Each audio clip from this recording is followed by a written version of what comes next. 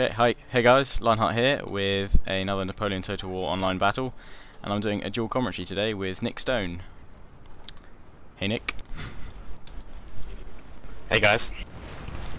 Okay, so we'll just go over what units we've got in our armies. I've got 3 units of Old Guard, 5 units of Fusiliers of the Line, 3 units of Voltigeurs, and 2 6-inch howitzers, along with 4 units of Lancers and 1 unit of Chasseurs Cheval.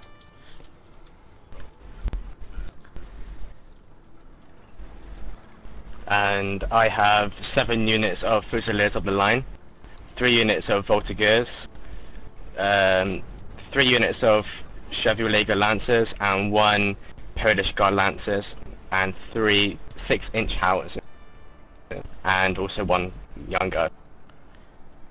Okay, so just show you guys, I'm playing on the left, Nick's playing on the right, both playing as France. He's facing a British opponent who's actually taken to camp on that hill and have fun up there.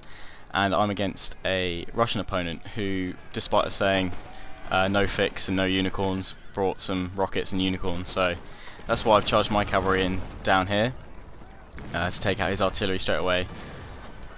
Some of you might disagree, think I'm wasting my cav, but to be honest, that's what I need to take out, and once his artillery's gone I can shell him from afar.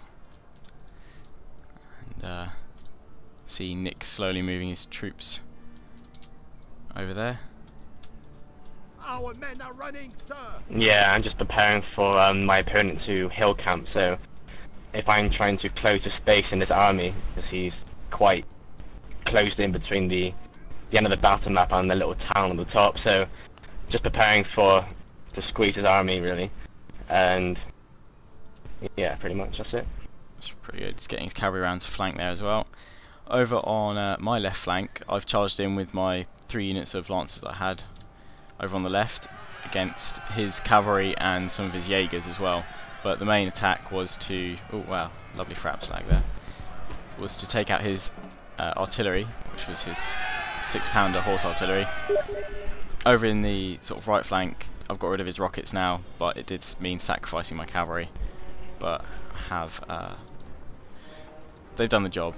What I didn't notice is this unit of dragoons charging towards my artillery. And Our men are running, sir. over on Nick's side, what have we got? Yeah, we're just experiencing the first attack from my British opponent, sending in 2 dragoons and a King German Legion light dragoons, and he's sent them in column formation, which will fall victim to my Lancers in a much more spread out position, which will be able to flank his cavalry and make short work of them, hopefully. And also I'm sending in some Young Guard to finish off the enclosed cavalry. Nice, that looks wicked over there. Just go back and show what's going on. Exciting stuff. Yeah, I have actually managed to save my artillery. I've lost the horses and sort of carts that have been carrying them to and fro, but they did survive the first dragoon attack. Another unit of dragoons has charged in, although they weren't dragoons actually, I lie. They were Cossack cavalry, but by that time I had brought up several units of Fusiliers and the light infantry, formed square and killed them basically. And over on my far left, my cavalry is getting stuck into the Russian Jaegers there, although I'll probably try and pull them out and make another attack. It seems Nick's artillery is beginning to shell the enemy as they come off the hill now. Yeah, he's decided to meet me down on the level ground, so the real battle's going to begin now. And again, he's still very enclosed in his little space, and already my army is preparing to meet him from a defensive position this time. And hopefully it'll be okay. So I'm just showing the His yep, go ahead.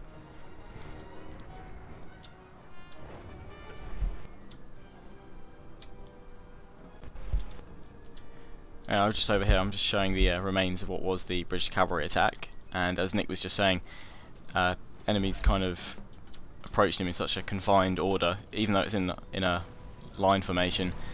Nick's flanked round already on the left. His artillery and cavalry are both picking away at it now, as you can see. there's a lovely charge going on the right flank, which is basically finishing off a unit of foot there. Meanwhile, not a lot's going on my side now. My cavalry's being pushed back. My artillery, if it's one unit wasn't in range, the other unit was. These guys decided to all jump on one cannon rather than spread themselves across three. And I decided to move forward with the rest of my army. So we'll go and see what's happening with Nick.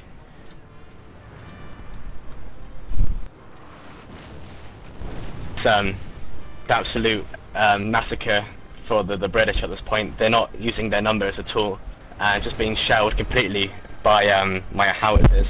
And his entire left flank, well, it's his right, my left, is being attacked by my cavalry, making short work of his infantry. And as I'm doing this, I'm just preparing my army to further outflank him. Yeah, so we started seeing that flank on the left. He's now doing it on the right as well. He's got cavalry for support, and his cannons are doing a fantastic work of destroying those squares as well, which was the formed under threat of the cavalry charge. So a nice combination there. Over on my side, my Russian opponents formed all his line into square. Most of them can't actually hit me anyway because of the terrain on the map. It's quite bumpy, so none of their shots can actually get don't have a clear range of sight. Oh, they've got purple grenadiers. I didn't actually notice that when I was playing the battle. But yeah, grenadiers on the flank there with his Russian Jaegers. And my cannons that can reach him are attempting to hit the squares. But yeah, I'm moving forward with the rest of my line infantry. Yeah.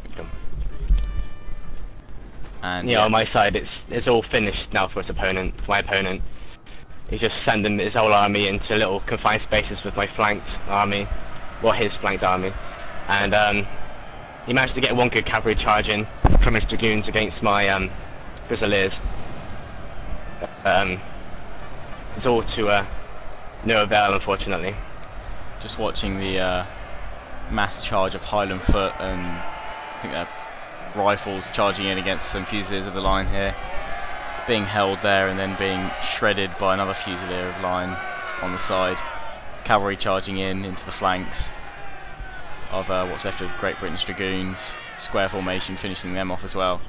Yeah, Britain didn't do too well in that. They're kept way too close together. Lost their cavalry really early on with mad column formations, which didn't work at all because they were just owned by lancers. And then just mass charge of infantry, wouldn't recommend it. I would have tried to shoot them out and then gone for the charge when I actually ran out of ammunition.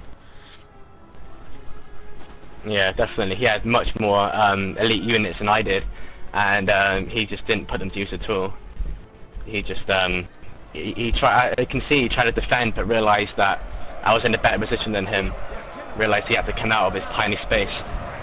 So we were just there to see the general go down. There we go.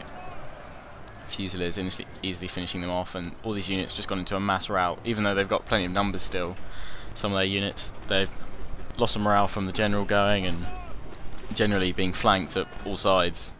That's a pure ownage going on there. While over on my side, I've got a bit more of a battle to fight. The units sat them there, and although I am now flanking round with my traditional combination of old guard units on the flanks, but again they're not all hitting home because of the terrain.